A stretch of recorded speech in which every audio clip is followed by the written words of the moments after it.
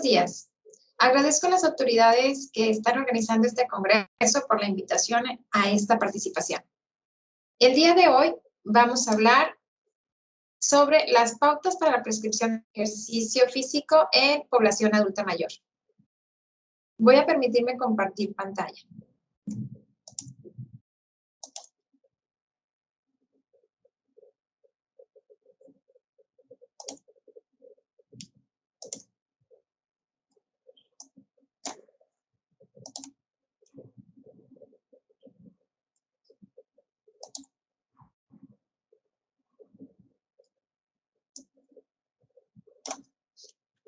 Muy bien.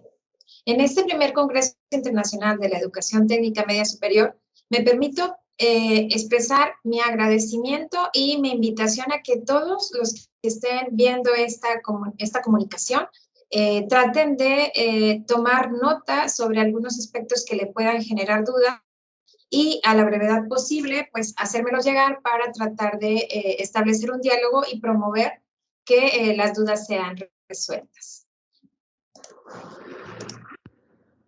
Si pudiéramos dar a cada individuo la cantidad adecuada de alimento y ejercicio, ni muy poco ni demasiado, habríamos encontrado el camino más seguro para la salud. Hipócrates, médico griego, 460 a 377 a.C. Muy bien, este pensamiento no es un pensamiento nuevo. Desde la antigüedad se reconoce el ejercicio como una medida terapéutica para que el ser humano esté completo, que tenga esa salud, ese estado de bienestar físico, mental y psicosocial que todos de alguna forma deseamos o queremos tener. O sea, para que el ser humano se desenvuelva de manera adecuada, esperamos que tenga salud. Y no solo la ausencia de enfermedad, sino una salud integral en la que haya bienestar biológico, psicológico, espiritual y que le permita llegar al hombre a ser lo mejor que pueda ser. En esta charla hablaremos primero un poquito de cómo es que son los adultos mayores y por qué ellos llegan a necesitar cierta atención. Hablaremos de las diferencias entre el ejercicio y el ejercicio terapéutico, quién lo prescribe, para qué se prescribe, y finalmente, ahora sí, del proceso de prescripción del ejercicio en población adulta mayor. ¿Quién es un adulto mayor? A lo largo de esta profesionalización y este avance en la ciencia, hemos estado identificando que los seres humanos, con el paso del tiempo, empiezan a acumular no solo años, sino también experiencias y estas son perceptibles en su cuerpo, en su pensamiento y en todos los ámbitos donde se desenvuelve. De ahí que el concepto de adulto mayor ha evolucionado de ser una persona que está pasiva, sentada y esperando el tiempo para morir, a ser una persona que no quiere o quiere evitar el envejecimiento, o quiere mostrar las ganas de vivir que en su mente y en su cuerpo aún percibe. Entonces, hoy en día tenemos personas que por la categoría de edad son adultos mayores, pero que en realidad por su desempeño no lo son. Tenemos ejemplos en todos los ámbitos de profesionales, no profesionales. Y bueno, sabemos que el ser humano tiene esa tendencia, ese exceso de ganas de vivir y eso lo estamos viviendo y comprendiendo dado que los seres humanos, llegada a cierta edad, buscan que no se note el paso de los años o el acúmulo de años. Entonces, cuando se hace una entrevista sobre cuántos años quieren vivir, la mayoría de las personas aspira a vivir a los 100, 120 años, o sea, quieres seguir viviendo, quieres seguir trascendiendo, si no a lo mejor haciendo las cosas que de joven hacías, viendo cómo tu descendencia o viendo cómo la sociedad se está desenvolviendo. Entonces, quieres seguir siendo testigo, no nos queremos morir, pero también queremos vivir con calidad y es por eso que nos estamos cuidando, nos estamos protegiendo. Entonces, hacemos rutinas o hacemos alimentación o tomamos curas mágicas para mantener esa jovialidad. Sin embargo, no importa lo que hagamos, por dentro el cuerpo demuestra el paso de la edad. Hay fenómenos como la osteoporosis, la sarcopenia, que independientemente de lo que luzca por fuera, por dentro va a haber esta manifestación de la edad. De ahí que la Organización Mundial de la Salud y el Instituto Nacional para la Población Adulto Mayor en nuestro país emiten comunicados para establecer esas pautas de la edad o clasificación de la edad con la meta de, a partir de cierta edad, ser favorecido por cierto privilegio o cierta protección específica. De acuerdo a la Organización Mundial de la Salud, la tercera edad tiene tres subclasificaciones. La edad avanzada considerada entre los 60 y los 74 años, de 75 a 90 se le considera viejo o anciano y mayor de 90 grandes viejos o longevos. El Instituto Nacional de las Personas Adultas Mayores en nuestro país señala que a partir de los 60 años se es adulto mayor. Existen también clasificaciones que señalan que en los países capitalistas, como Estados Unidos y Alemania, la edad adulta mayor comienza a partir de los 65 años. Esta pequeña diferencia, esos 5 años, van en razón a la calidad de vida estimada o medida a la escolaridad, al bienestar y a la protección que esa población suele tener. Entonces, 60 años para nosotros, países en desarrollo como México. Y bueno, ¿qué es el edadismo? El edadismo es algo para la discriminación por la edad. Entonces, va a haber personas que quieran o teman decir la edad porque a la mejor ya no me permiten hacer ciertas cosas. Entonces, hoy sabemos que no importa, después de los 60 años, no importa la edad que tengas, tú puedes mantenerte tan jovial como una persona de 55 años. Mucho de esta actitud o esta de capacidad va a depender de tus cuidados y de tus deseos de seguir siendo funcional. Entonces, tenemos jóvenes de 80 años y ancianos de 40 años. Entonces, la actitud es la que va a hacer o marcar la pauta de la diferencia. ¿Cómo nosotros identificamos o qué es lo que nosotros evaluamos en una persona adulta mayor? Bueno, para nosotros poder identificar y conocer al adulto mayor, nosotros normalmente necesitamos conocer esa capacidad intrínseca, esas características personales de salud o de herencia que permiten al ser humano abastecerse a sí mismo del alimento, vestido, bienestar, ir al banco. Esa capacidad intrínseca es al respecto de él mismo. Cuando ya va a haber una relación con el banco, con la escuela, con el seguro social, entonces ya estamos hablando de una capacidad extrínseca en la que el ser humano se relaciona con diferentes ámbitos en los que hay diferentes reglas o barreras que superar para poder mantener esa relación. Entonces, la capacidad extrínseca hoy en día es también conocida como la capacidad funcional, precisamente para que el individuo funcione o se desempeñe en sociedad. A partir de estos dos tipos de capacidades, podemos identificar 3 trayectorias de envejecimiento.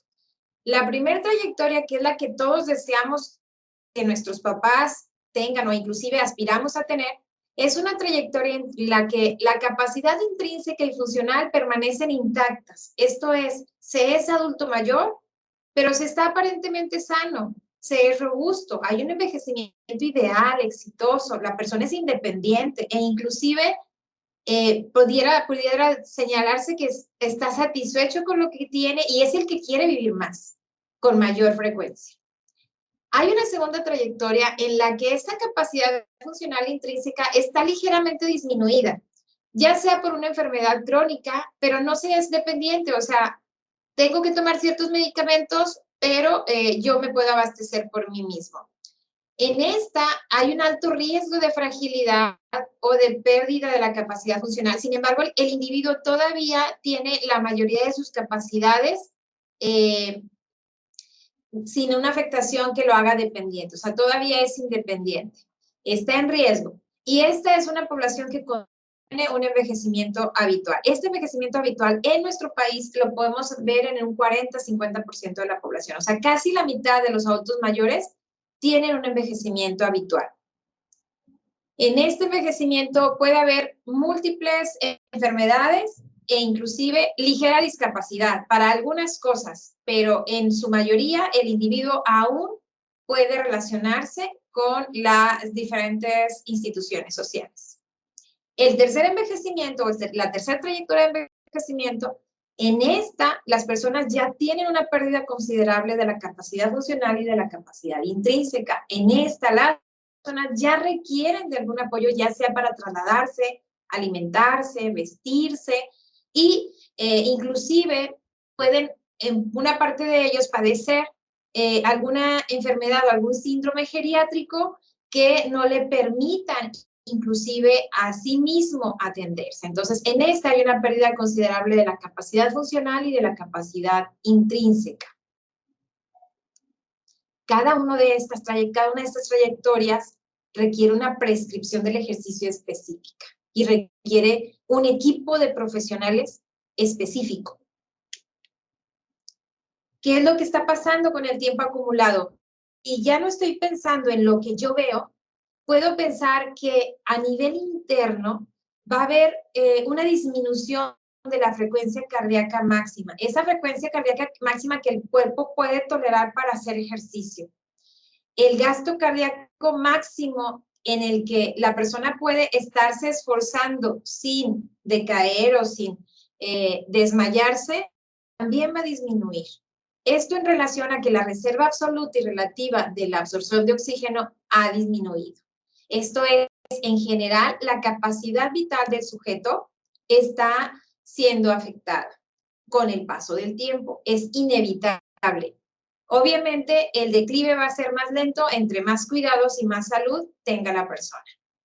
También va a haber una disminución de la fuerza muscular, de la flexibilidad, y obviamente todas estas son entrenables porque si yo busco mantener mi flexibilidad y mi fuerza, es posible que el declive sea cada vez más lento, y esa es la idea, ¿no? También vamos a tener disminuida la densidad mineral ósea, la masa corporal libre de grasa y la tolerancia a la glucosa. De ahí que muchas enfermedades como la diabetes, hipertensión, osteoporosis, sarcopenia, empiezan a manifestarse en niveles. ¿Qué otra cosa tenemos? Bueno, también tenemos un aumento de la presión arterial en reposo. Esto es en respuesta directa a las competencias del corazón. Va a aumentar el porcentaje de grasa corporal porque mi cuerpo ya no lo va a manejar o simplemente ya no lo va a quemar. El volumen residual, el tiempo de recuperación y los tiempos de reacción van a estar también afectados con el tiempo acumulado. ¿Cuáles serían los riesgos del movimiento físico, de la movilidad durante la edad adulta? Si bien está el mismo riesgo que todos tenemos, aparentemente a esta edad el riesgo de caídas está incrementado.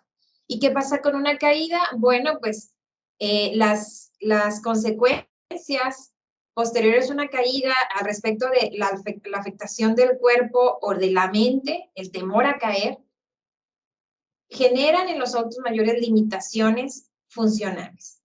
Ya no voy a la plaza porque mi vecino se cayó, se quebró la cadera y ya ahorita está encamado. Entonces, mejor no salgo, mejor me cuido. Entonces, a veces el temor a caer hace que el individuo se aleje del funcionamiento social.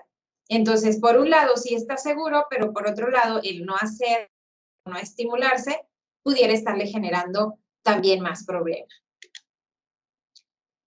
Va a haber lesiones o puede haber lesiones del aparato locomotor percibidas o sin percibir. Esto es, ya no las subo, ya no alcanzo, entonces el rango de movimiento cambia e inclusive el grosor de la piel o la susceptibilidad de la piel a lesiones está incrementada. Y ciertamente, pues el riesgo cardiovascular propio de los cambios asociables a la edad que ya les mencioné. A esta edad también existe un déficit para el control de la temperatura interna. Esto es, pueden llegar a sudar y a enfriarse tanto que les va a generar un disconfort. Entonces, a veces hace calor y ellos tienen frío, ocupan un suéter. Entonces, debido a los cambios corporales, el control de la temperatura interna puede no ser el ideal. Entonces, a la hora de hacer movimiento físico, yo tengo que vigilar que ese movimiento se realice en condiciones apropiadas de temperatura. Si yo trato de entrenar a un sujeto y no lo hidrato, el riesgo de deshidratación es aún mayor en esta etapa. Como ya mencioné la palabra síndromes geriátricos, los hay varios. Estos síndromes geriátricos es el conjunto de signos y síntomas que van a afectar a un sujeto pero que no están así como que catalogados como una enfermedad o no han sido diagnosticados en el sujeto. O sea, el sujeto los sufre y los padece, pero pareciera que no hay un tratamiento específico para esto. Entonces, ¿quiénes son los que van a atender a un adulto mayor? ¿Quiénes van a brindar atención a un adulto mayor? Bueno, pues hay un equipo muy grande de trabajadores del área de la salud que pueden integrarse a la atención completa de este tipo de personas. Tenemos desde el trabajador social por el síndrome geriátrico del maltrato al adulto mayor. Tenemos el rehabilitador, que ciertamente va a atender la discapacidad. El fisioterapeuta, que no solo atiende la discapacidad, sino que también aplica medios terapéuticos que permitan evitar o atender ese deterioro y promover primero la capacidad intrínseca del sujeto para luego buscar que esa capacidad funcional no sea tan deteriorada o más bien se restablezca. También hay un terapeuta ocupacional en el que el terapeuta busca mantener la atención y mantener esa capacidad intrínseca a pesar de las limitaciones que pudiera un adulto mayor presentar.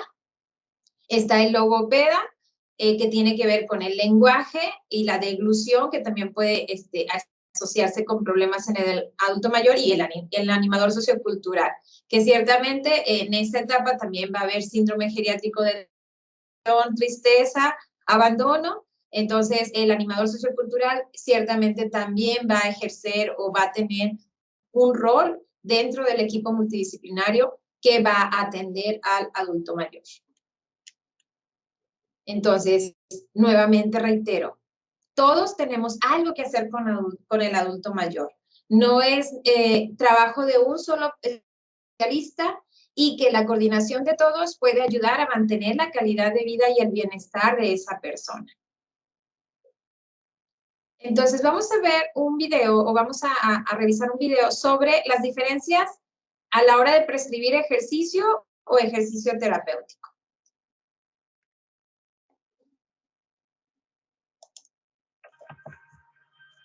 Muy bien, aclaremos diferencias. ¿Es ejercicio o ejercicio terapéutico? Veamos.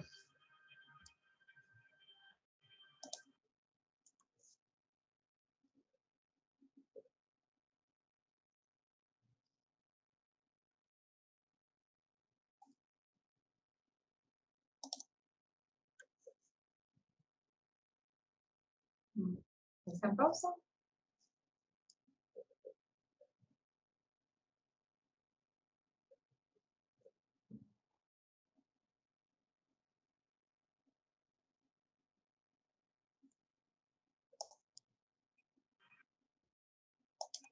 El ejercicio se puede prescribir por cuestiones médicas o de rendimiento físico, e inclusive para la prevención del declive asociado a la edad.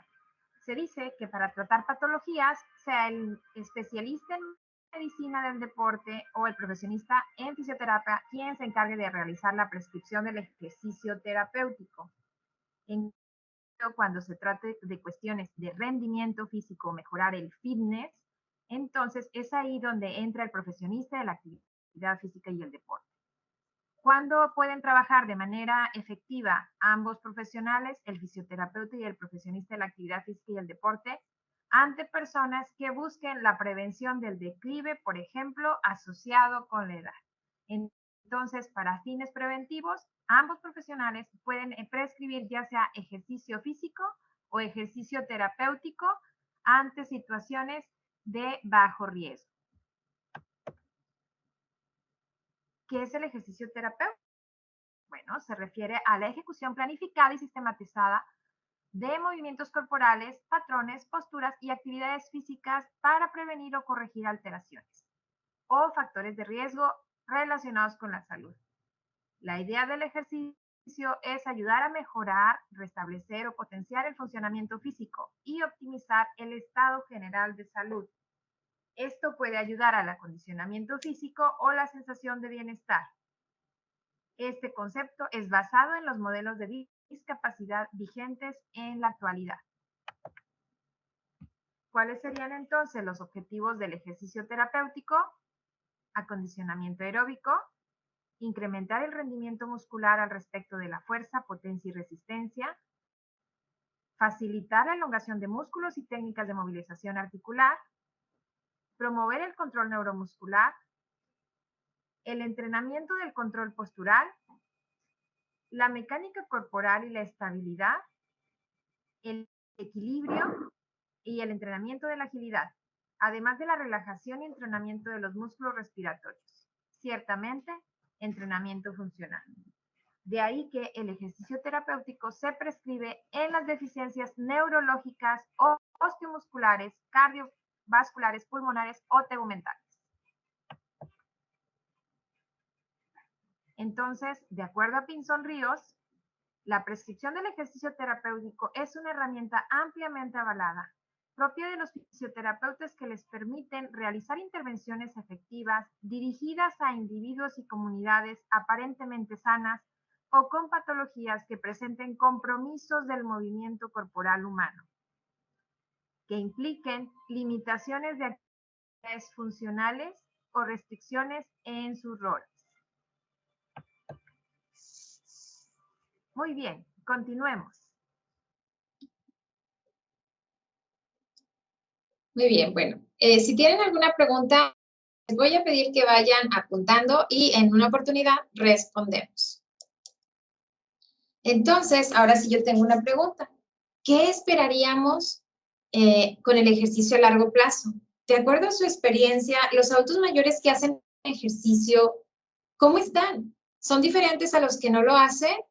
Existe la iniciativa del Colegio Americano de Medicina del Deporte del Exercise is Medicine. En esta línea de trabajo existe una gran cantidad de evidencias en las que se aplica el ejercicio como parte de una terapia, de un entrenamiento para personas con alguna patología, y en este catálogo se muestran las evidencias de cómo el ejercicio de cierto tipo, con cierta dosificación, con cierta frecuencia, intensidad, durante cierto volumen y progresión se hace o se ayuda a el individuo, ya sea para el control de la grasa corporal, para mejorar la fluidez mental, no sé, diferentes aspectos, inclusive para cuestiones mentales y de ansiedad. Entonces, aquí el punto es que el ejercicio es medicina y nosotros tenemos que estar conscientes y convencidos de eso. Entonces, la invitación ahorita sería a que si hay alguna plataforma donde podamos manifestarnos, explicar para qué es el ejercicio, qué es lo que yo esperaría con el ejercicio en el largo plazo. A lo mejor el primer día, la primera semana, los primeros 3 meses no lo noto, pero en el mediano plazo, ¿qué me brindaría el ejercicio? La idea de la fisioterapia es brindar y proporcionar ejercicios a corto o mediano plazo. Sin embargo, sabemos que va a haber enfermedades o condiciones discapacitantes que pudieran no resolverse en corto plazo. Entonces, a largo plazo, ¿qué esperamos de la fisioterapia? ¿Qué esperamos del ejercicio físico o el ejercicio para el rendimiento o el ejercicio terapéutico? Eso es lo que nosotros tenemos que preguntarnos y tratarnos de resolver y convencernos de cómo es que el ejercicio realmente va a ayudar a mi sujeto o mi cliente. Ahora sí, pasamos al proceso de prescripción de ejercicio en población adulta mayor, que este es el símbolo de prescripción del ejercicio. Como todos los procesos, siguiendo las pautas del proceso administrativo en las que hay una fase mecánica en la que se prevé, se planifica y se organiza lo que se necesita para ejecutar, pues tenemos después una fase dinámica en la que la ejecución se lleva a cabo y dentro de esa ejecución hay medidas para corroborar y cotejar y corregir las actividades que se estén realizando durante esa fase del proceso. Entonces, a esta fase dinámica o a estas fases del proceso administrativo, nosotros las trasladamos y las procesamos al proceso de prescripción del ejercicio.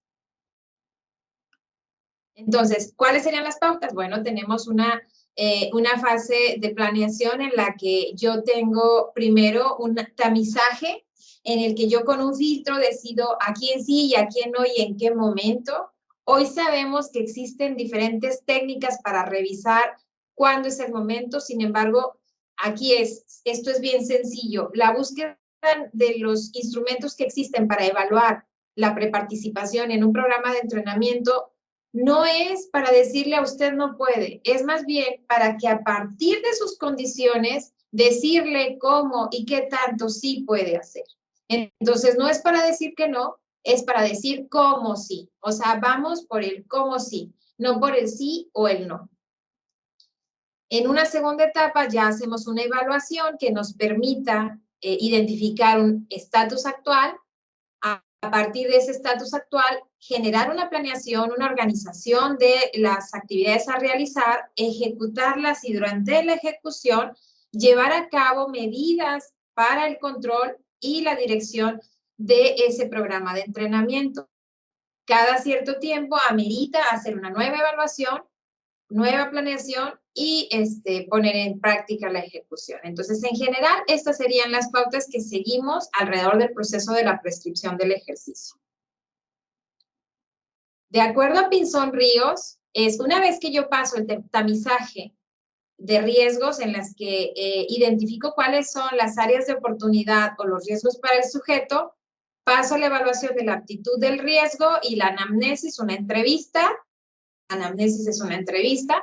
Y finalmente, en un tercer paso, hacemos la evaluación del estado fitness, que incluye 4 componentes básicos. El primero, pues ciertamente la composición corporal, la resistencia cardiovascular, la resistencia y fuerza muscular, finalmente la flexibilidad, que incluye la movilidad y la longitud muscular, el rango de movimiento conocido por ahí. En un cuarto paso, entonces ya estamos listos a partir de esos pasos que ya hemos avanzado para emitir un plan de prescripción en el que podamos decirle al individuo con qué frecuencia, qué intensidad debe continuar, qué tipo de ejercicio, cuánto tiempo debería hacerlo, cuál sería el volumen total de lo que se va a realizar y cómo sería la progresión con el paso de las semanas o con el paso del tiempo. Entonces, de alguna forma, estos son los principios de la prescripción del ejercicio: frecuencia, intensidad, tipo, tiempo, volumen y progresión. Una prescripción completa debe tener todas estas características. De acuerdo a esta iniciativa de revisar bien a los adultos mayores, se propone esta valoración gerontológica integral en la que no solo basta con revisar los aspectos clínicos que incluyen antecedentes médicos, procesos agudos y la aprobación médica para hacer actividad física o ejercicio o someterse a un programa de entrenamiento terapéutico o de entrenamiento físico con fines de rendimiento, sino que además de lo clínico, en los adultos mayores es muy importante revisar la capacidad mental o la capacidad cognitiva y el posible deterioro cognitivo que la persona pueda llegar a tener, que a lo mejor no es algo físico, pero este deterioro mental que se llega a dar con la vejez puede estar afectando en el mediano plazo las condiciones físicas. Esto porque olvidan sus medicamentos, porque olvidan si ya comieron o no han comido, o porque su mente está tan ocupada que pueden tener omisiones a la hora de cruzar una calle, quedarse pensando. Una característica que nosotros observamos en los adultos mayores es que, por ejemplo, cuando van cruzando la calle o cuando van caminando por una avenida, su capacidad de atención está siendo afectada por los múltiples estímulos, entonces son susceptibles a que si les entra una llamada telefónica, no pueden al mismo paso continuar cruzando la calle, contestar el teléfono y esperando que no pase un carro. Entonces, el exceso de demandas atencionales y el declive en la capacidad de atención va a estar poniendo en riesgo a este individuo. Entonces, en ningún momento de la valoración clínica clásica viene la evaluación mental. Entonces, en el adulto mayor es crucial evaluar si la persona tiene algún deterioro cognitivo, si presenta algún trastorno conductual y qué temor tiene. Hay instrumentos para evaluar inclusive el temor a caer. Pudiera ser que ese temor a caer sea incapacitante, discapacitante y afecte a largo plazo al individuo.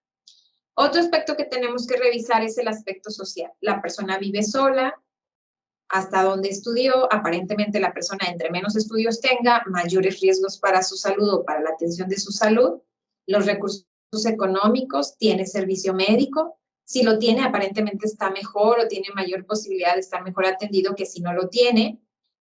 Con quien convive, una persona que vive sola tiene más riesgos a la salud que una persona que vive acompañada. Obviamente, la persona que vive acompañada a lo mejor tiene más convivencia social, más trabajo, más estímulos cognitivos y más momentos o posibilidades de contacto humano que le permitan tener un mejor estado de ánimo.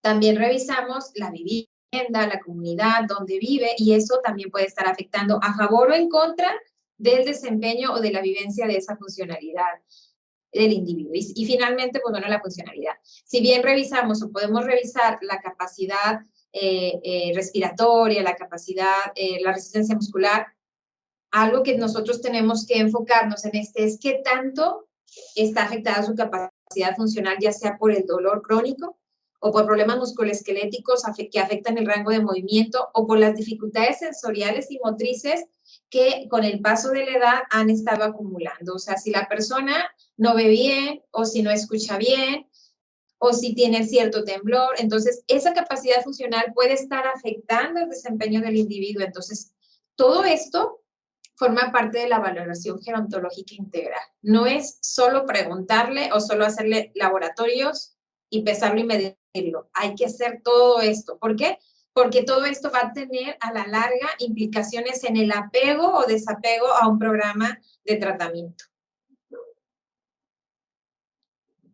¿Cuáles son los síndromes geriátricos? Bueno, pues los síndromes geriátricos son cosas que ellos viven, signos y síntomas que ellos padecen, pero que pudieran no estar siendo tratados o considerados como una patología como tal. O sea, no hay una medicina específica para esto. Hay diferentes terapias o programas de entrenamiento, o estrategias para mejorar, por ejemplo, la calidad del sueño, pero no está catalogado, la dificultad para dormir o el insomnio no está catalogado en él como algo que debe tratarse con un medicamento, porque aparte seguramente ya está tomando otros. Hay uno que se llama polifarmacia, en el que toma tantos medicamentos que unos pueden estarle generando más problema al sujeto. O sea, el medicamento para la presión alta le provoca retención de líquidos. Y si se toma el de la retención de líquidos, para evitar la retención de líquidos, puede desarrollar deshidratación.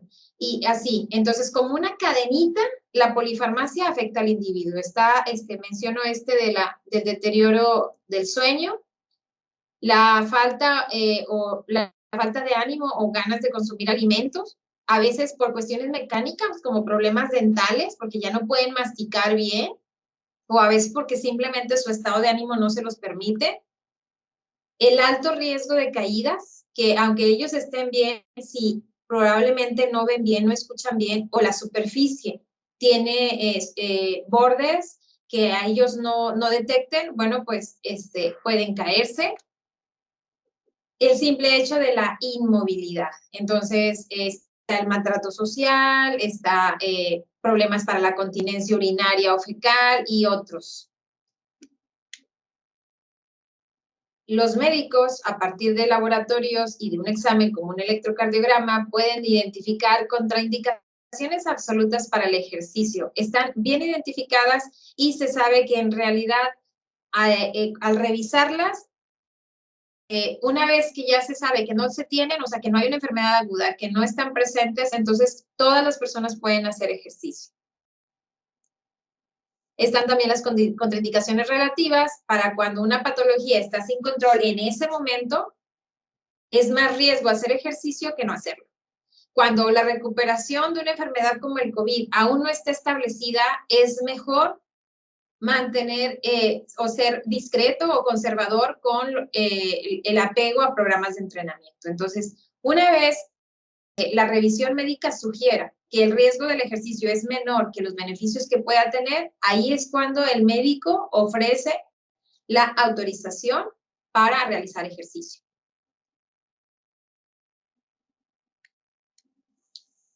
Hoy en día sabemos que a la larga, con el paso del tiempo, existen cada vez menos contraindicaciones reales para el ejercicio. Esto es, hay personas que han sido operadas del corazón y a las 48 horas ya tienen recomendado ponerse de pie, ir al baño por su cuenta para tratar de reactivar esa circulación. Sabemos que entre más tiempo la persona esté en reposo o inmóvil, mayores riesgos va a tener si no hace movimiento. Entonces, el cuerpo humano se hizo para moverse. Si yo tengo que comer todos los días, también tengo que moverme, porque si yo quiero que mi cuerpo se siga moviendo, entonces yo necesito moverlo.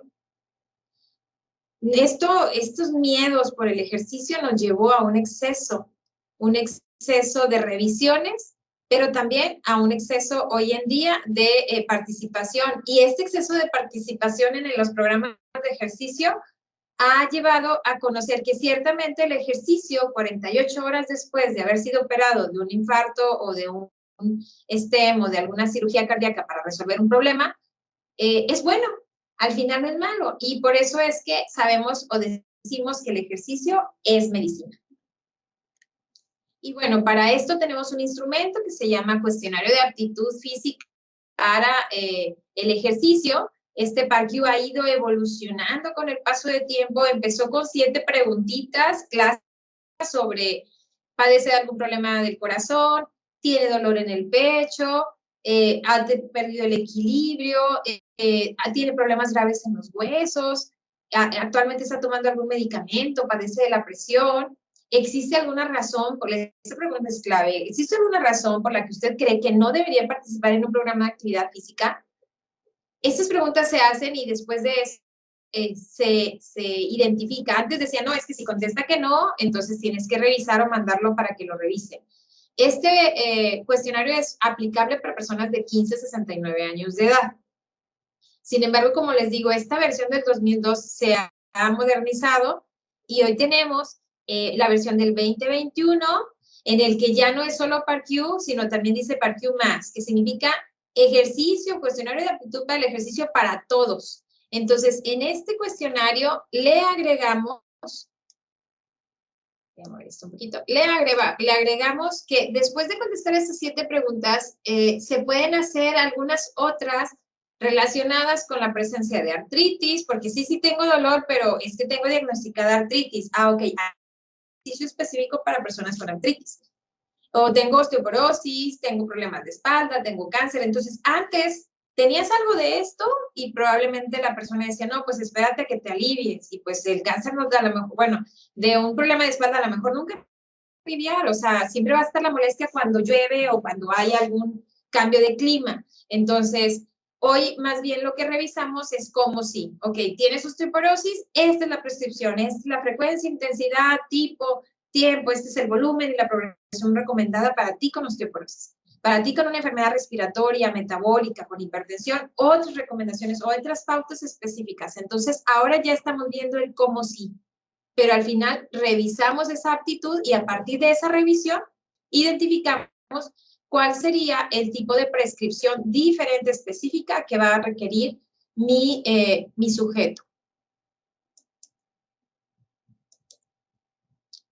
Aquí está, por ejemplo, la segunda parte del PARCU en el que te dice si contestaste que no, pues estás en semáforo verde. Si contestaste que sí a uno o más, entonces revisa las condiciones médicas que ya vienen en ese mismo cuestionario.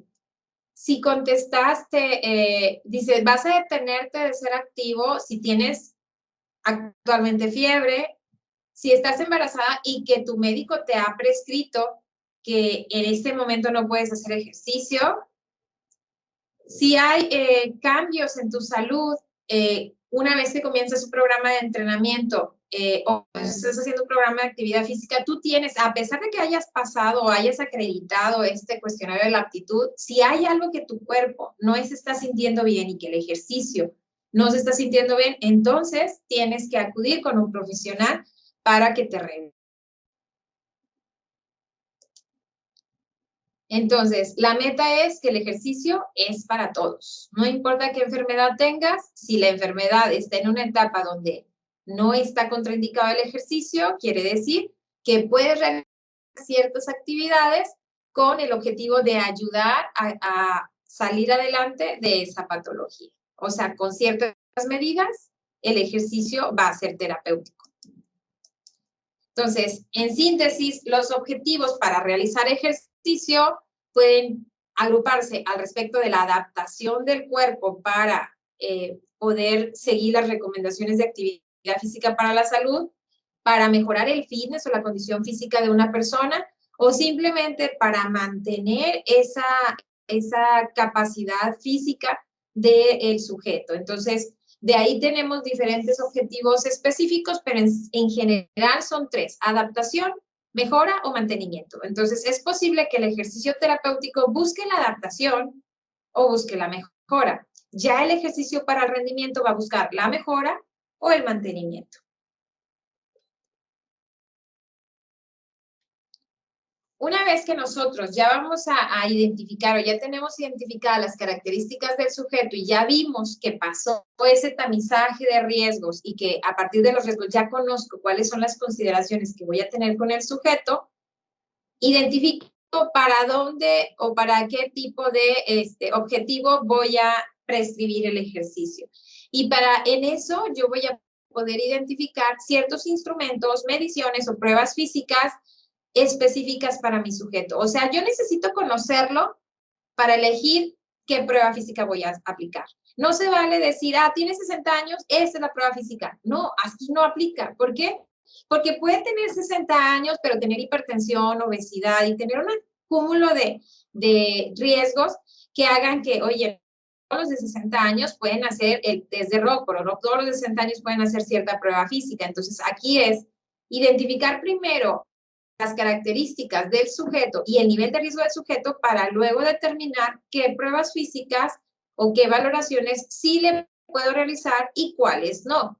Existe, por ejemplo, la medición del peso corporal con una báscula normal o con un análisis de bioimpedancia.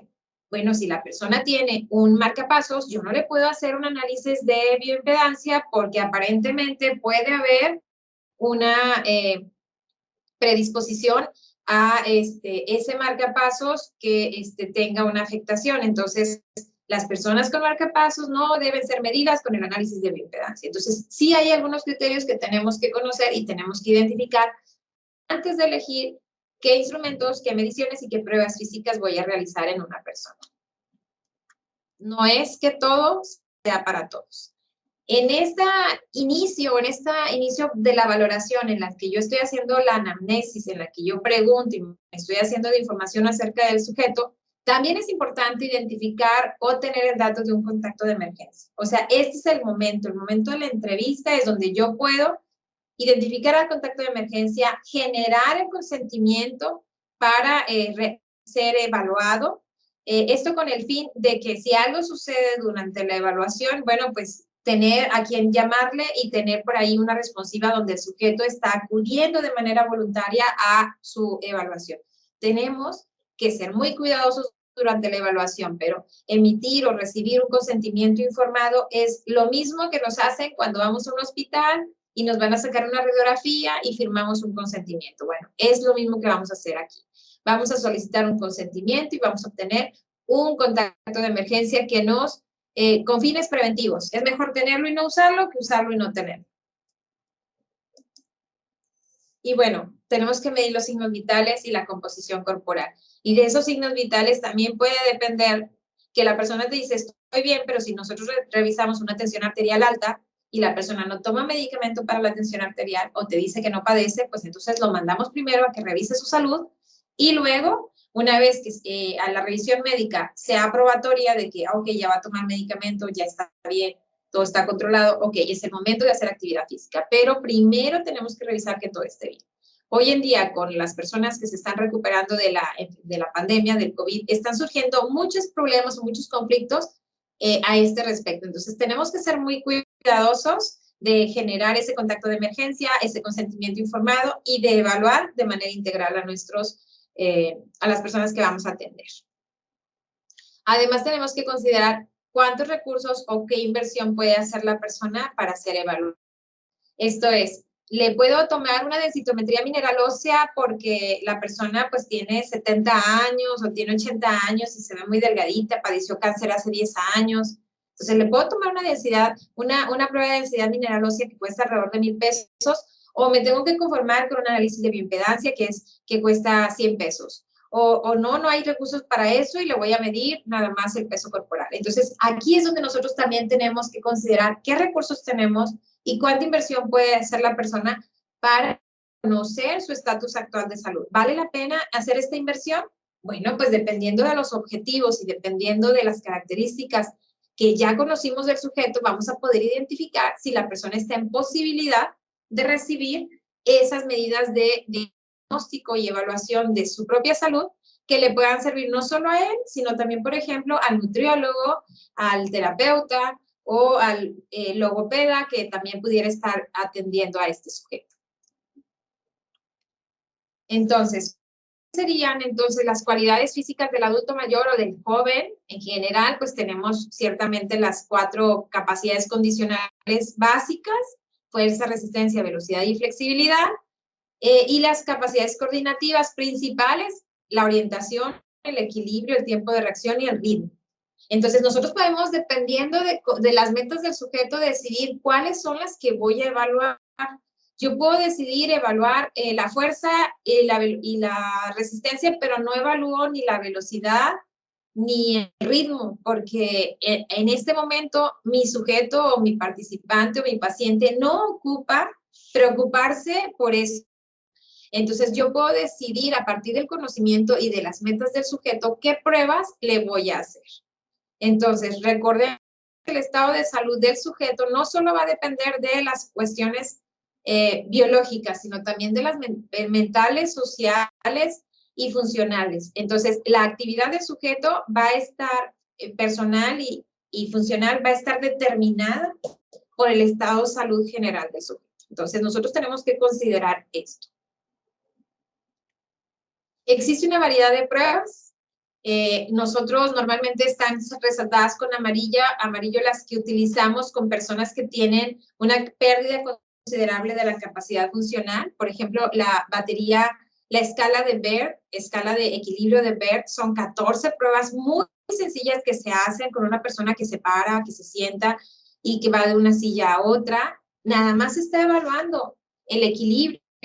La idea de no evaluar más cosas es porque en estos momentos lo primero que yo quiero es que la persona pueda pararse o pueda tener el equilibrio para moverse, ponerse de pie. Otras, el tiempo de ida y vuelta, cuánto se tardan. Otras, de si la persona puede permanecer detenida sobre un pie. ¿Cuál es la capacidad de marcha habitual? ¿Qué tanto se tarda la persona en trasladarse durante 6 metros? ¿Camina muy lento? Entonces la voy a evaluar con esa prueba y parte de mi entrenamiento va a ser o del ejercicio terapéutico para que la persona ya no camine tan lento o que camine con una mejor amplitud del paso. Las personas entre más riesgo de caída tienen, más amplio está el paso. Nosotros tenemos investigaciones en las que hablan sobre la longitud y la amplitud del paso, en las que nos damos cuenta que a partir de ese detalle hay un riesgo de caídas. Entonces, estas pruebas físicas que están en amarillo son muy recomendadas para personas con un envejecimiento frágil en las que hay una pérdida considerable de la capacidad funcional intrínseca. Una persona que tiene una capacidad o un envejecimiento habitual, bueno, la batería corta de desempeño físico en la que se revisa la fuerza de miembro superior, la fuerza de miembros inferiores, la velocidad, la marcha y el equilibrio, está muy bien. Entonces, esa es adecuada para quienes tienen cierta disminución de la capacidad funcional e intrínseca, pero que no está tan afectada que ocupen ayuda. Y finalmente, quienes están viviendo un envejecimiento exitoso, ideal o con una capacidad funcional intrínseca alta y estable, entonces yo aplicaría, por ejemplo, una Senior Fitness Test Battery. Entonces, yo primero tengo que identificar qué tipo de envejecimiento está enfrentando mi cliente o mi paciente para luego determinar qué prueba física voy a aplicar. Entonces, acuérdense que aquí ya no es la edad. O sea, una persona de 60 años puede ocupar cualquiera de estas 3 baterías. Lo mismo con una de 80 y una de 90. Entonces, depende de sus capacidades y depende del tipo de envejecimiento que esté cursando la elección de la prueba física. Entonces, aquí ya no hacemos pruebas físicas en escala. Todos Senior Fitness Test. No se vale, no se puede, porque la prueba puede ser demasiado demandante o demasiado poco demandante. Inclusive, en estas etapas podemos hacer hasta cuestionarios en los que ni siquiera revisamos la capacidad física del sujeto. O sea, nosotros hablamos, por ejemplo, de las actividades básicas de la vida diaria, su cumplimiento para revisar la capacidad intrínseca, o las actividades instrumentales de la vida diaria en la que la persona habla de cómo es su capacidad funcional. Entonces, estos son cuestionarios, ni siquiera lo hice que se pusiera de pie, o sea, ni siquiera es una prueba física.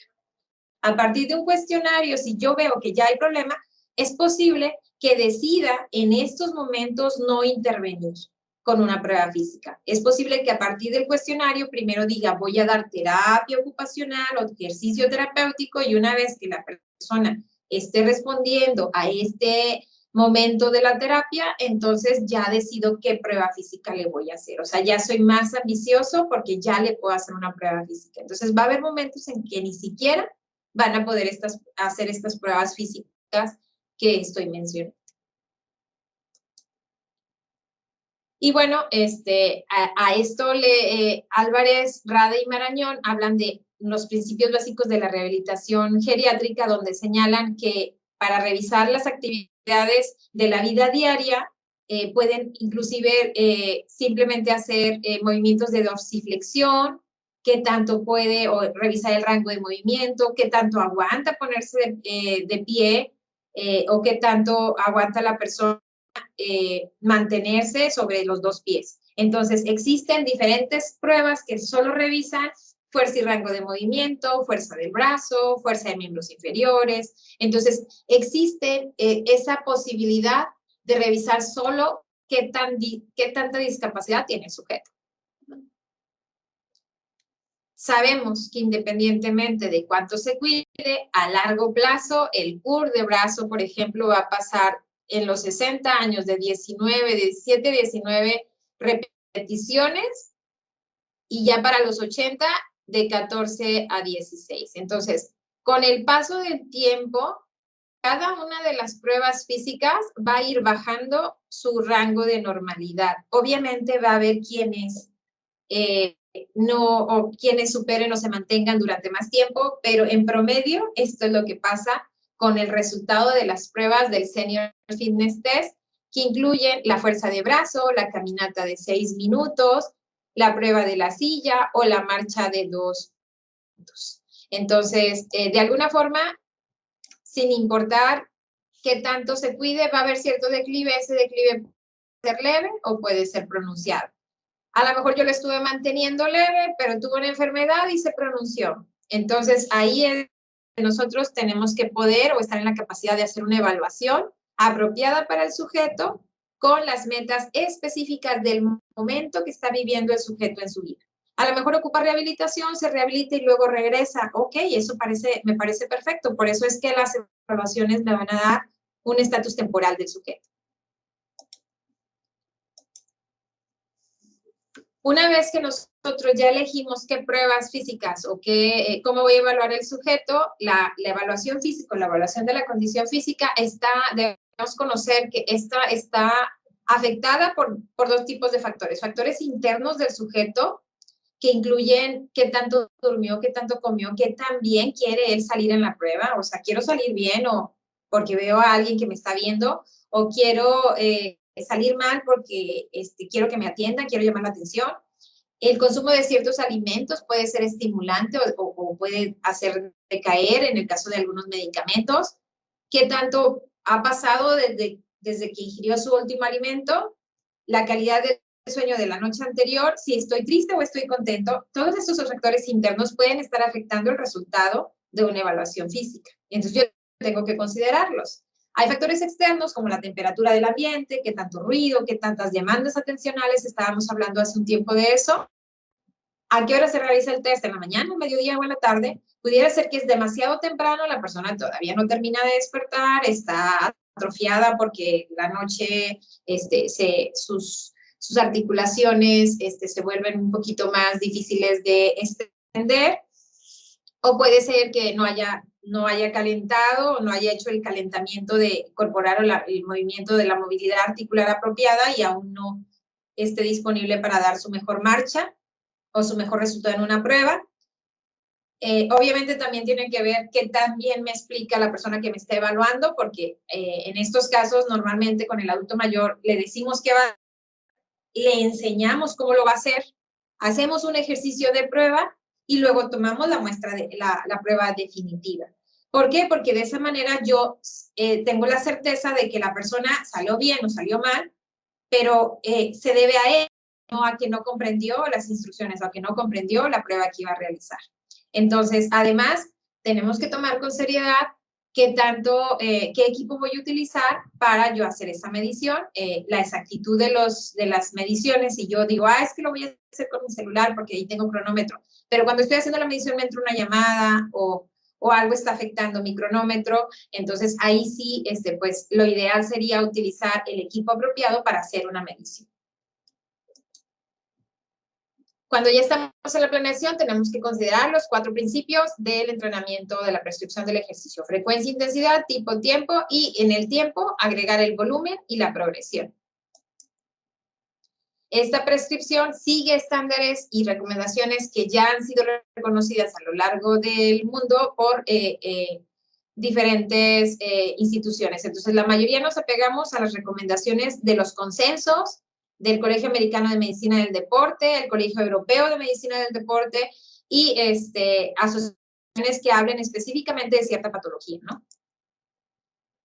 Siempre tenemos que individualizar y pensar en cómo nuestro sujeto, que tiene todas estas características, va a responder si yo le pongo cierta frecuencia, cierto tipo de ejercicio o le pido que haga ciertas actividades. Si yo sé que tiene cierto riesgo de caídas, pues también tengo que considerar el tiempo que voy a pedirle que haga un ejercicio.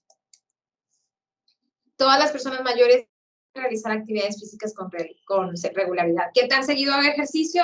Lo mismo de seguido que comes, lo mismo de seguido hacer ejercicio. De acuerdo a la Organización Mundial de la Salud, a la OPS y a la mayoría de las instituciones que se apoyan en estas instituciones mundiales de salud, las personas mayores deben acumular a lo largo de la semana entre 150 y 300 minutos de actividad física aeróbica de intensidad moderada, o bien un mínimo entre 75 y 150 de actividad vigorosa. La idea es generar esa cantidad de actividad y obtener beneficios notables para su salud. Además de esto, deben realizar actividades de fortalecimiento muscular y disminuir el tiempo sedentario. Hoy estamos en contra del tiempo sedentario como una medida que afecta no solo la circulación y la estimulación mental, sino también incrementa el riesgo cardiovascular. Cuando nosotros vamos a iniciar o vamos a realizar nuestro ejercicio, para que este ejercicio sea saludable, en un inicio tenemos que empezar con un gasto energético de bajo a moderado, con un bajo impacto articular, y empezamos, por ejemplo, con actividades como la caminata, trotar, bicicleta estática, paseos, uso de equipos como la elíptica o nadar, algo que sea sencillo para el sujeto. Si el sujeto no ha nadado en su vida, pues no lo voy a poner a nadar porque a lo mejor no sabe. O si tiene muchos años sin nadar, pues a lo mejor empieza caminando en la alberca, haciendo ejercicios y poco a poco empezando con la natación. Entonces hay que ver, depende del sujeto y de su bagaje y su experiencia, cómo voy a empezar. En cuanto a la frecuencia, pues de 3 a 5 días por semana. Por riesgo de lesiones, no se recomienda 2 o más sesiones semanales en un inicio, sino que más bien lo que se busca que tengan 5 o más.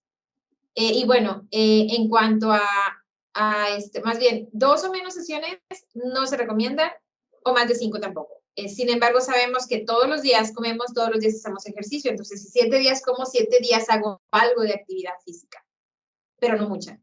Y bueno, de 30 a 60 minutos, continuos o discontinuos. O sea, antes nos habían dicho que eran sesiones de 10 minutos. Hoy sabemos que si subiste la escalera y te tardaste 2 minutos subiendo, ya se suma. Y si la bajas otros 2 minutos, ya se suma. Entonces, si en suma a lo largo del día subiste y bajaste las escaleras 10 veces, entonces eso ya suma tus 20 minutos de actividad física. Todo sirve, todo suma. Es mejor hacer que no hacer. Y bueno, en cuanto a la frecuencia, hay múltiples combinaciones que se recomiendan. Esto habla del ejercicio aeróbico, anaeróbico, el ejercicio de flexibilidad y neuromuscular. Si ustedes observan, el ejercicio de flexibilidad se recomienda diario. Aquí viene de 6 días, pero el ejercicio de flexibilidad a los adultos mayores les va a ayudar a evitar dolores neuromusculares, o sea, permitir el rango de movimiento y la alineación corporal o medidas de higiene corporal. Entonces, es recomendado a diario. El neuromuscular y el anaeróbico 3 veces por semana, y el aeróbico de preferencia también diario. Los únicos terciados, el anaeróbico. Hay múltiples combinaciones si yo quiero hacer ejercicio vigoroso, pero lo ideal es la frecuencia. Acuérdense que el problema ahorita que hemos identificado es el tiempo sedentario. Entonces, si tienes un fin de semana súper activo, pero entre semana no haces nada, tu riesgo de salud es tan alto como no hacer. De acuerdo a esto, tenemos métodos para saber qué tan intenso está haciendo el ejercicio, identificando que de acuerdo a una escala de Borg, que es una escala de esfuerzo percibido, en la que puede ser con números del 6 a 20 o del 0 a 10, que ha sido contextualizado, el ejercicio va a ser suave si es abajo de 3, va a ser moderado pero poco duro de 3 a 4, va a ser duro de 5 a 6, muy duro de 7 a 9, y mi esfuerzo máximo lo doy cuando mi Borg o mi escala de esfuerzo percibido, yo digo que tengo un 10. La idea es no aumentar ni la intensidad ni la duración hasta que la persona sea capaz de realizar el ejercicio de manera fluida y dentro de los parámetros establecidos. Entonces, la idea no es que, es que ya nos toca subir, pero si la persona no está en condiciones, entonces no puedo forzar que un sujeto incremente la intensidad del ejercicio si su estatus de salud no se lo permite. A esta edad, después de los 60 años, el hecho de calcular un carbón en un Tanaka para medir las zonas de entrenamiento o la frecuencia cardíaca máxima no aplica. Si ustedes la hacen, la fórmula, se van a dar cuenta que los datos que te da pudiera ser no reales. Entonces, las pruebas de resistencia cardiovascular son las que nos van a hablar un poquito de la capacidad de reserva del sujeto. Y en base a ellas podemos tratar de medir la intensidad de un programa de entrenamiento. Entonces, existen las recomendaciones de ejercicio aeróbico que señalan la frecuencia, la intensidad y el tiempo, el tipo de ejercicio. En este caso, en cuanto a lo aeróbico, señalan que se recomienda que haya más de 7,000 pasos al día en los adultos mayores de 65 años y que cualquier modalidad de ejercicio aeróbico va a ayudar si no provoca estrés ortopédico. El ejercicio acuático y de bicicleta estacionaria también se recomienda, nada más que recordemos que para los de bicicleta, la bicicleta no va a ser a lo mejor la que se usa para el spinning, sino una bicicleta que tiene una silla que sea apropiada para que el sujeto no se vaya a caer de la bicicleta. Y bueno, esto principalmente para las personas que no toleran, las personas que no toleran la bipedestación. En cuanto al ejercicio terapéutico de tipo aeróbico, o sea, cuando la persona tiene alguna enfermedad como la artritis, si nosotros observamos y ponemos atención, las recomendaciones de frecuencia, intensidad, tiempo y tipo son similares, bueno, y de tiempo son similares. O sea, al final, la recomendación de actividad física para la salud es la misma. Sin embargo, pudieran recomendarse otro tipo de ejercicios. Por ejemplo, en el caso de personas con artritis, se busca que haya actividades con bajo estrés articular, como caminar, andar en bicicleta, nadar o hacer ejercicio acuático. En cambio, si no tiene artritis, a lo mejor pudiera hacer otro tipo de actividades. Entonces, las recomendaciones de ejercicio y ejercicio terapéutico al final del día son al respecto de las mismas, frecuencia, intensidad y tiempo, solo cambia el tipo. Y bueno, aquí ya podemos nosotros pensar que si la persona lo puede realizar sola, es un ejercicio activo. Si requiere cierta asistencia, un ejercicio pasivo asistido o totalmente pasivo en caso de que la persona esté en cama. Entonces, si la persona está en cama, pues ocupa ejercicio terapéutico para adaptar su cuerpo a la caminata o al cumplimiento de estas recomendaciones. Entonces, la idea es tratar de hacer actividad física para lograr mantener o adaptar el cuerpo para una nueva situación. En artritis, la meta es mejorar la capacidad cardiorrespiratoria sin exacerbar el dolor articular o provocar daño.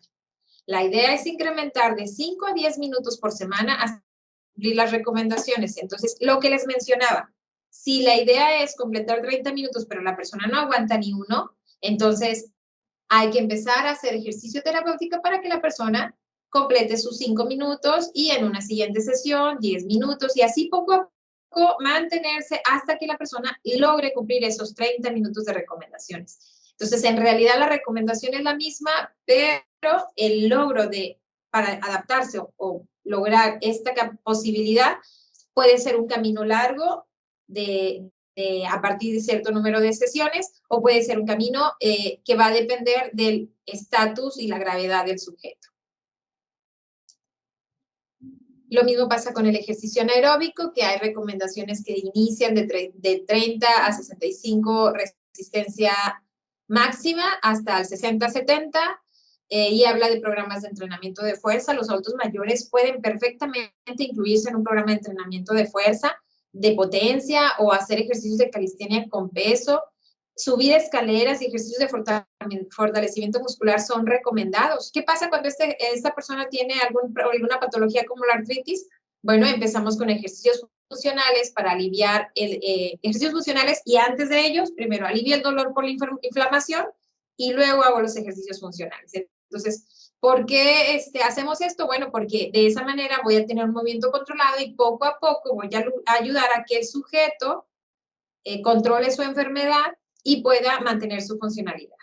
Otra recomendación que hay para personas con artritis es usar mantas sin peso adicional, usar bandas de resistencia, realizar los ejercicios cargando su propio peso corporal. Se ha identificado que son apropiados. Entonces, la idea aquí con todo esto es que sí hay que hacer ejercicio anaeróbico de resistencia muscular, pero en este caso puede ser pasivo asistido o totalmente pasivo, dependiendo del estatus del paciente. En cuanto a la flexibilidad, sí, los adultos mayores requieren ser flexibles para alcanzar, para lograr, para estirar, para realizar sus actividades de la vida diaria. Entonces, la meta es mantener el rango de movimiento con movimientos lentos y también puede ser a partir de repeticiones o mantener ese estiramiento durante cierto tiempo. Y cuando esta persona tiene una enfermedad, la artritis, la idea es incrementar o mantener el rango de movimiento, que seguramente va a estar muy afectado por el dolor, y puede ser ciertamente aplicado con movimientos pasivos, activos o forzados, pasivo asistidos según de la persona, ¿no? En este caso tenemos que hacer que el calentamiento y el estiramiento adecuados son cruciales, que obviamente primero voy a poner medidas para evitar el disconfort asociado al ejercicio, la actividad dolorosa. Esto es, primero pongo medidas para aliviar el dolor y luego ya pongo o hago los ejercicios terapéuticos. Lo mismo pasa con el entrenamiento neuromotor. Este entrenamiento todavía en el 2011 no tenía un conocimiento con certeza acerca de la intensidad, del volumen y la progresión de este programa de entrenamiento. Lo que sí se sabe es que ayuda al equilibrio, la agilidad, la coordinación, la marcha, y que hay múltiples tareas que ayudan o que pueden ser ejemplos de tipos de este tipo de ejercicio, entrenamiento neuromotor, como el tai chi, yoga, las disciplinas orientales. Entonces, son de utilidad, pero no se conoce con certeza la intensidad. Posiblemente a ustedes les toque ver la evolución en el que ya haya recomendaciones más específicas a este respecto. Y bueno, ¿cuál sería la meta del entrenamiento neuromuscular mediante ejercicios? Bueno, mejorar todos los aspectos del movimiento corporal humano, involucrando al cuerpo y su relación con la base de soporte y la gravedad como factores determinantes del movimiento. Cuando ya tengamos las sesiones, ya hemos hecho la prescripción, nuestro programa de entrenamiento o nuestra sesión debe tener siempre un calentamiento, una parte principal y una vuelta a la calma. La idea es que el calentamiento permita que la parte principal se desempeñe de manera exitosa y sin dolor, para que luego, una vez que termine esta proporción de ejercicio, se busque la vuelta a la calma, el estiramiento, con la subsecuente retorno de los signos vitales a su normalidad, porque necesitamos que esos signos vitales regresen a la normalidad. Cerciorarnos de la tranquilidad del paciente. En el caso del calentamiento, va a ser de lo general a lo específico y va a ayudar a evitar el riesgo de lesiones y caídas. La parte principal, nuestra función va a ser la facilitación física, técnica, táctico-psicológica. En el caso de la vuelta a la calma, pues es la recuperación de los signos vitales, como ya lo mencioné, además de la relajación muscular o mental. Algunas consideraciones especiales, pues bueno, que a pesar de que hay una prescripción, puede modificarse dependiendo del día. Si el día está nublado y la persona hoy amaneció con mucho dolor, bueno, pues hay que modificar el entrenamiento del día y revisar qué tanto puede con el día siguiente.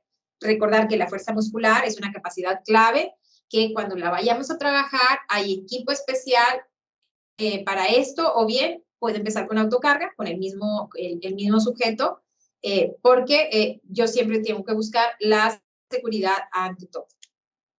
Y bueno, en el caso de patologías como la sarcopenia, que es la disminución de la calidad de la masa muscular, entonces primero debo resolver el déficit nutricional y luego revisar qué tanto el ejercicio le puede ayudar. No significa que mientras estoy resolviendo el déficit nutricional no pueda hacer ejercicio. Significa que yo no puedo dejar de lado la nutrición cuando voy a atender la capacidad física.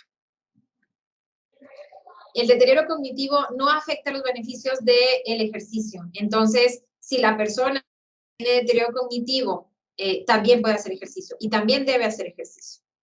El enfriamiento, la vuelta a la calma, también puede darse desde la reducción gradual del esfuerzo y de los ejercicios y el comenzar con ejercicios de flexibilidad. Una vez que nosotros estemos realizando o ejecutando un programa de entrenamiento, tenemos que considerar los principios básicos del entrenamiento, los principales que tienen relación con el entrenamiento de los adultos mayores es el de especificidad y multilateralidad, el de continuidad y progresión, y ciertamente la individualidad y que el ejercicio sea para la salud. Nosotros podemos tratar de ayudar a las personas. Sabemos que tener una masa muscular sedentaria no requiere ningún esfuerzo, que si yo quiero mejorar mi masa muscular, puedo ver resultados de 1 a 3 meses, pero cuando yo quiero tener resultados sostenibles que puedan no ser afectados por una enfermedad aguda, entonces yo necesito ser constante. Toma alrededor de 2 años tener un nivel de masa muscular alto y toma cuestión de 1 o 2 meses perderlo. Entonces, nosotros tenemos que identificar y hacer nuestra planificación en base a eso. No se va a pasar de estar sedentario a tener una masa muscular permanente en 3 meses. Se requiere más tiempo, ¿no? Entonces, el trabajo es diario, y el trabajo se va a ir acumulando, los resultados van a ser acumulables. Entonces, ahí es donde nosotros tenemos que trabajar y prometer lo que realmente podemos prometer. Una recomendación, bueno, es hacer las evaluaciones cada 12 a 16 semanas. En el caso de lo que es el ejercicio terapéutico, puede ser por número de sesiones, de 10 a 12 sesiones. Y obviamente durante las sesiones, si vemos cambios o no vemos mejoría, bueno, se puede hacer la modificación. Siempre vamos a tratar de prevenir el sobreentrenamiento, el dolor. La idea es mantener la motivación. En el caso del entrenamiento para el rendimiento físico, buscar compañeros, establecer metas, tomarse fotos, usar espejos mientras se está entrenando para verse haciendo el ejercicio y ver que lo estoy haciendo bien. registrar sus logros y continuar con la dieta y el descanso para mantener la salud mental. Recordemos que hoy en día sabemos también cómo el ejercicio influye sobre la salud mental y el estado de ánimo. Muy bien. A esta edad, la adherencia es un problema manejable. A esta edad, los programas de ejercicio se busca que sean sencillos, fáciles de realizar y de incorporar en la vida habitual de los pacientes. Esto es muy explicados porque el hecho de no entender bien o comprender las indicaciones puede hacer que las personas tiendan a hacer un ejercicio mal y en lugar de generar algo bueno, provocar lesiones o incrementar los riesgos durante la práctica de la actividad física. La supervisión es muy importante y no solo ayuda a que se ejecute de manera apropiada los ejercicios, sino también promueve el cumplimiento de objetivos y el refuerzo para promover la progresión durante el entrenamiento. Existen diferentes apoyos disponibles para nosotros. Hay un programa muy importante, muy grande, que ofrece 4 ruedas de ejercicios que se llama el programa Vivifrel y ofrece estas ruedas como las vemos en esta pantalla, en el que habla sobre el hecho de caminar, empezando de 5 a 10 segundos, con 5 series, descansar entre series, respirar correctamente, hacer algunos ejercicios de estiramiento, apretar una pelota, levantar una botella. Esto en personas que tienen un envejecimiento frágil, pero que realmente pueden llegar a intentar caminar de 5 a 10 segundos. Esta misma serie de ruedas se va haciendo más, un poquito más con una mayor carga a lo largo de ellas, A, B, C, D. Les voy a mostrar la D. En la D la persona ya está caminando la recomendación de actividad física para la salud de 20 minutos en 2 series, o sea, en sumas puede completar los 40 minutos. La idea es llegar a caminar de 30 a 45 minutos a partir de la 7ª semana, o sea, y esto va progresivo. La idea es promover el descanso entre series, promover una buena respiración para que la persona tolere o sea el ejercicio más agradable.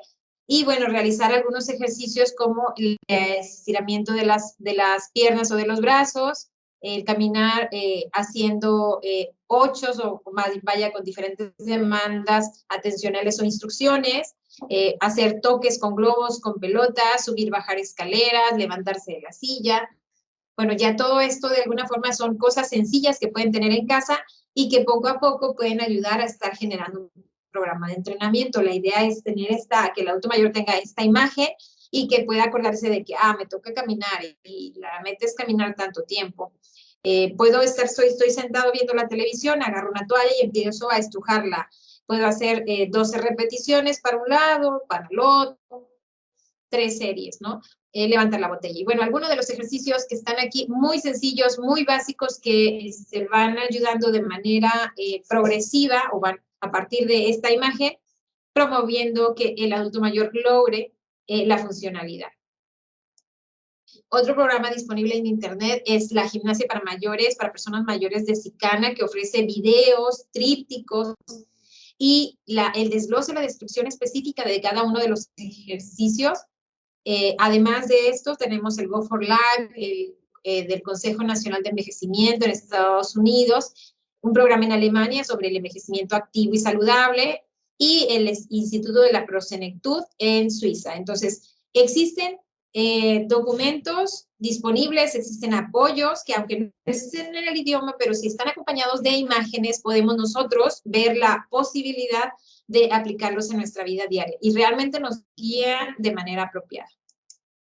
Bueno, sin más, sé que ha sido mucho la información. El objetivo de esta información, más que enseñar, es motivar el aprendizaje. Esto es, que ustedes se queden con inquietudes que les motiven a buscar la información, a llegar a ella y luego al tratar de ponerla en práctica, darse cuenta de sus implicaciones o de cómo es que realmente ayudan. Entonces, mi invitación a nunca confiarse, a seguir investigando, a acercarse a las personas que tienen experiencia para tomar decisiones.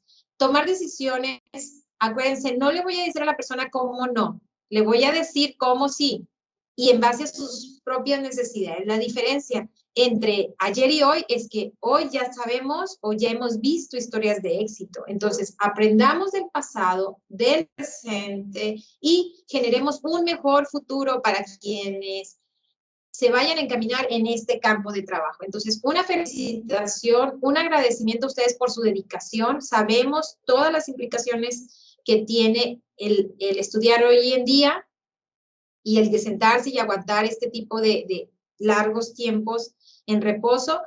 Y bueno, pues estamos muy agradecidos con todas las personas que a pesar de las dificultades se siguen esforzando. Y de ustedes es el presente y el futuro. Gracias por su atención y dedicación. De acuerdo a esto, todos ganamos. Muchas felicidades por su esfuerzo y aquí sigo. Mi nombre, María Cristina Enrique Reina, licenciada en enfermería, con maestría en enfermería, pero un doctorado en ciencias de la cultura física y una trayectoria de más de 10 años trabajando en el campo de la actividad física para la salud del adulto mayor y de la mujer. Quedo al pendiente, soy profesor investigador de la Facultad de Organización Deportiva y les agradezco por su tiempo. Bonito día, bonita tarde y que estemos muy bien. Hasta luego.